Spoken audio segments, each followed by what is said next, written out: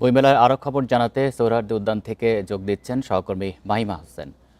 মাহিমা, ছুটির দিনের সকালবেলা ক্রেতা দর্শনার্থীদের উপস্থিতি কেমন দেখতে পাচ্ছেন?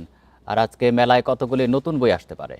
জি, আমি এই মুহূর্তে রয়েছি বইমেলায় এবং আজ কিন্তু দ্বিতীয় শিশু প্রহর অর্থাৎ বইমেলায় কিন্তু শুক্র শনিবার 11টা থেকে যে শিশু প্রহর থাকে সেটা কিন্তু শুরু হয় এবং আজ এখানে কিন্তু আমি যদি আপনাদের একটু দেখাই, এখানে কাকতাড়ুয়া পাপেট থিয়েটারের আয়োজনে কিন্তু একটি পুতুল নাচ বা পাপেট শো আয়োজনের কথা রয়েছে। 11টা থেকে সেটি শুরু হওয়ার কথা থাকলেও কিন্তু এখনও যার যে কার্যক্রম তা কিন্তু চলমান রয়েছে, অর্থাৎ এখানে প্যান্ডেল টাঙানো হয়েছে এবং কিছুক্ষণের মধ্যে হয়তো এখানে সেই পাপের শোটি আয়োজিত হবে। এবং আপনি যে প্রশ্নটি করছিলেন, এখন যেহেতু রমজান মাস চলছে এবং একই সাথে মাত্র কিছুক্ষণ আগে 11টা থেকে কিন্তু বইমেলার দ্বার খুলে দেওয়া হয়েছে, ফলে কিন্তু এখনো বিকাশ পেমেন্টে 10,000 টাকার বেশি অফার।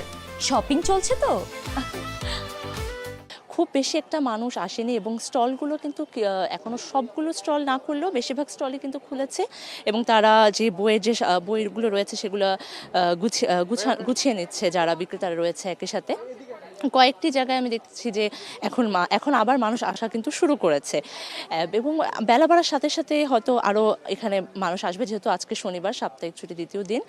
এবং এখন আমি যদি আপনাদের দেখাই, অনেকে কিন্তু বাবা মার সাথে আসছে, ছোটরা তারা ছড়ার বই দেখছে এবং একই সাথে বিভিন্ন যে কমিক্সগুলো রয়েছে, অ্যাডভেঞ্চার যে রয়েছে।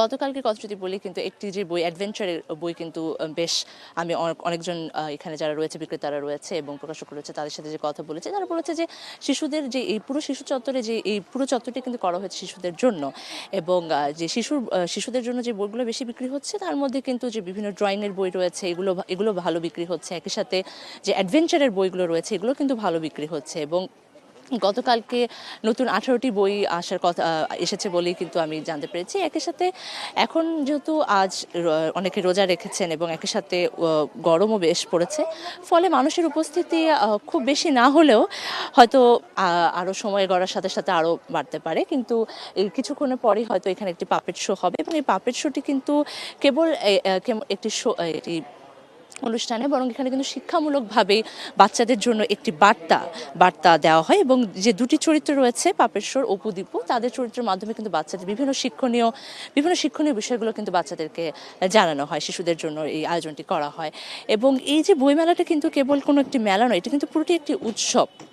এখানে এটা একটা উৎসব এবং এখানে পাঠক ও যে লেখক রয়েছে তাদের কিন্তু একটি মিলন মেলা এবং এই উৎসবেই কিন্তু শরিক হতে এই রমজান মাসেও বা যত গরমে পড়ুক না কেন, এই ফেব্রুয়ারি মাসের এই গরমের মধ্যেও কিন্তু এখানে শিশুরা আসছেন তাদের বাবা মার সাথে এবং অনেক পাঠকই কিন্তু আসছেন। তো এই ছিল আমার কাছে বইমেলা থেকে সর্বশেষ খবরাখবর। বইমেলা থেকে জানাচ্ছেন সহকর্মী মাহিমা হোসেন।